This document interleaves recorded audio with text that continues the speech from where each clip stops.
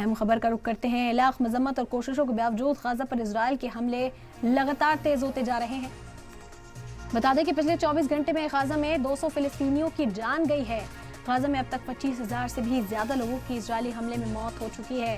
فلسطینی وزارت صحت کے مطابق غزہ میں مرنے والوں کی تعداد میں لگاتار اضافہ ہوتا جا رہا ہے۔ وہیں اسرائیل کی فوج یہ دعویٰ کر رہی ہے کہ اکتوبر کے آخری ہفتے سے اب تک غزہ میں اس کے 200 فوجی مارے گئے ہیں۔ دوسری طرف لگاتار اسرائیلی P M Benjamin Netanyahu پر دباؤ بنا ہوا ہے کہ یا تو وہ بندوقوں کو واپس لانے کی اپنی کوششوں میں تیزی لائیں یا پھر جنگ کو ختم کریں۔ غزہ میں بندک بنے اسرائیلی لوگوں کے رشتہ داروں نے پارلیمنٹری بورڈ کی میٹنگ میں بھی ہنگامہ کیا۔ اس دوران انہوں نے بندوقوں کی جلد رہائی کا مطالبہ کیا، ساتھ ہی سبھی اور ابھی کے نعرے لگائے۔ یروشلم میں نیتن یاہو کے رہائش گاہ کے پاس بھی گھر والوں اور حامیوں نے احتجاجی مظاہرہ کیا، سڑک پر لال رنگ پھینک کر ڈھول نگاڑوں کے ساتھ اپنی بات رکھی۔ یہ سب تب ہوا جب یورپی وزرائے خارجہ نے اسرائیل پر ٹو اسٹیٹ تھیوری کا دباؤ ڈالا ہے۔